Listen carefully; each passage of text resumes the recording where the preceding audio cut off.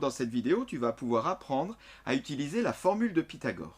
Alors tu trouveras une autre vidéo qui traite du même sujet sur un exemple un peu plus simple et où j'explique beaucoup plus en détail le principe du théorème de Pythagore. Ici je vais aller plus rapidement vers la résolution de cet exercice. Donc pour rejoindre cette vidéo, tu peux cliquer sur le lien ici à droite.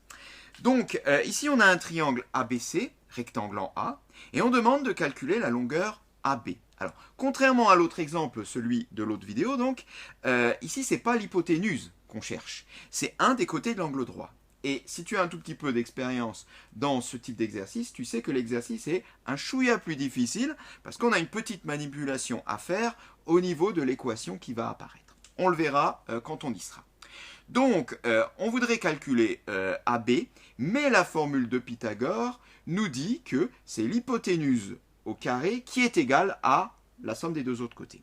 Donc, si on applique le théorème de Pythagore, et on est obligé d'appliquer le théorème de Pythagore tel qu'il nous est donné, on va avoir l'hypoténuse au carré égale, et non pas AB au carré égale, ça c'est le piège classique. Donc, attention à ça. Première des choses à faire, c'est déjà un tout petit peu de rédaction. Donc, rappelez que notre triangle est rectangle, également, rappelez évidemment qu'on utilise la formule de Pythagore.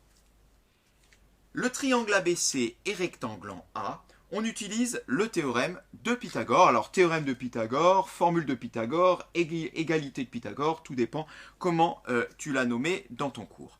En tous les cas, on l'a dit, on commence par BC au carré égale, car la formule de Pythagore nous dit bien que c'est l'hypoténuse au carré qui est toute seule à côté du signe égal. Et ça, c'est comme ça, c'est la formule qui le dit, même si j'ai à calculer un autre côté que l'hypoténuse. Mais on va s'en sortir, je l'ai dit avant.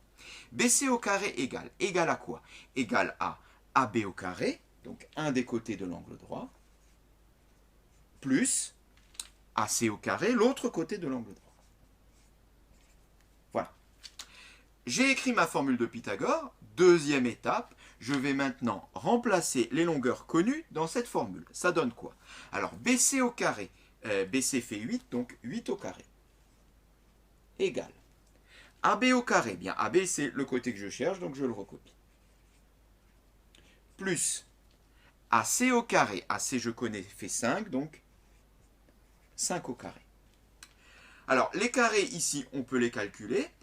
Attention, je rappelle que 8 au carré, c'est pas 8 fois 2, mais 8 fois 8, le nombre multiplié par lui-même, et 8 fois 8, 64. Donc 64 égale AB au carré, plus le carré de 5, 5 fois 5, 25. Voilà, on arrive maintenant au petit moment un tout petit peu délicat, mais tu vas voir que ça ne l'est pas vraiment. Je voudrais chercher AB au carré. Je cherche AB au carré, mais AB carré n'est pas isolé dans cette égalité. La question est, quel est le nombre que je dois rajouter à 25 pour trouver 64? C'est bien ça que me dit cette égalité. Quel est le nombre que je dois rajouter à 25 pour trouver 64? Bien, la réponse est 64 moins 25.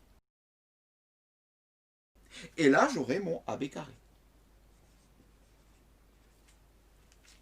Eh bien, effectuons 64 moins 25. Et j'aurai mon AB carré.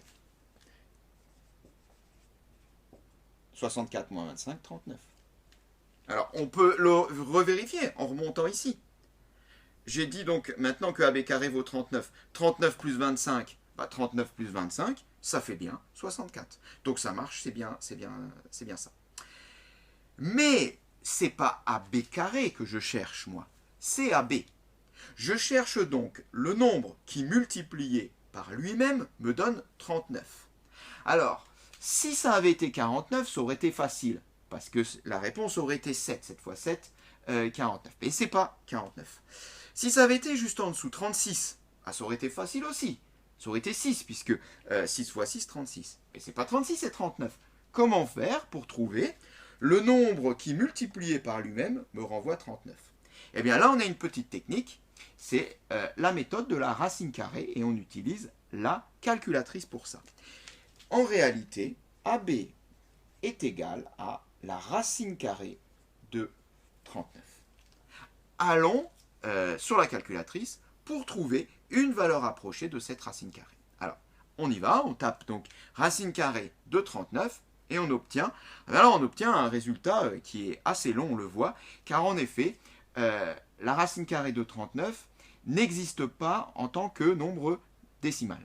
On ne peut pas l'écrire de façon décimale, ce nombre-là. Il n'existe pas un nombre que l'on peut écrire dont le carré est égal à 39. Alors, ce qu'on va faire, c'est qu'on va donner une valeur approchée. Et on va prendre, bien, par exemple, 6,2 si on veut arrondir au dixième. 6,2 convient. Ça veut dire que si je fais 6,2 au carré, eh bien, je vais trouver presque 39. Ça ne sera pas exactement 39, mais presque 39.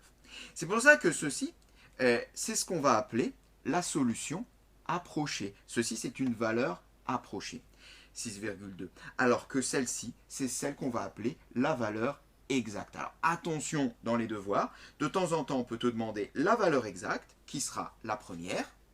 Voilà.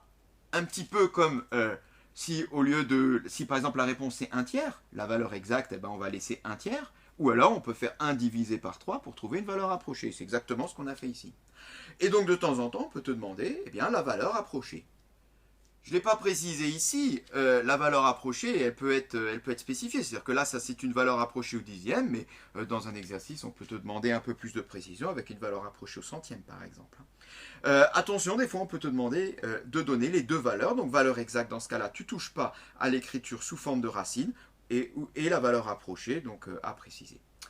Voilà, cette séquence est terminée.